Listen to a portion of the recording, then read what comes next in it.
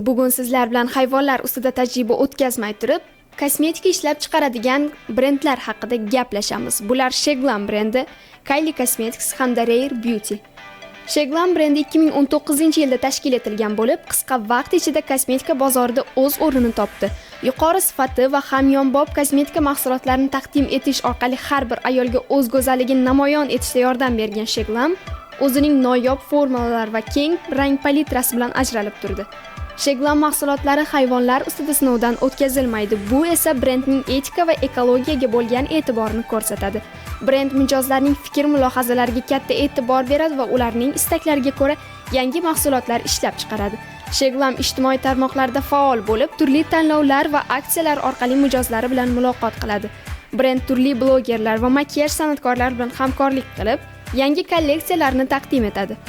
Sheglam brendi haqiqatan ham kosmetika olamida yangi nafas olib kirdi va o'zining sifatli mahsulotlari bilan ko'plab ayollarning qalbini zabt etdi. Kylie Cosmetics an'anaviy reklama usullaridan foydalanmaydi. Aksincha, Kylie Jennerning ijtimoiy tarmoqlardagi katta auditoriyasiga tayanadi.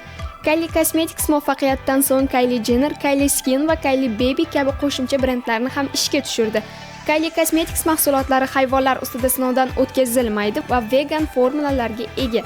Shuningdek, mahsulotlar paraben va sulfatlardan xoli bo'lib, dermatologlar tomonidan sinovdan o'tkazilgan. Selena Gomezning kosmetika brendi Rare Beauty deb nomlanadi. U 2020-yil 3-sentyabrda ishga tushirilgan va tez orada mashhur bo'lib ketgan. Rare Beauty nafaqat go'zallik mahsulotlarini taqdim etadi, balki o'ziga bo'lgan ishonchni oshirish va ruhiy salomatlikni qo'llab-quvvatlashni ham maqsad qilgan.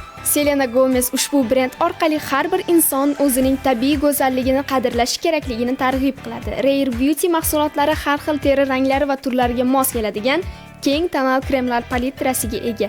Brend 48 xil rangdagi tonal asosni taqdim etib, barcha mijozlar ehtiyojlarini qondirishga harakat qiladi. Brendning foydasida bir qism Rare Impact fond jamg'armasiga ajratiladi. Ushbu jamg'arma dunyo bo'ylab ruhiy salomatlik bo'yicha loyihalarni qo'llab-quvvatlaydi.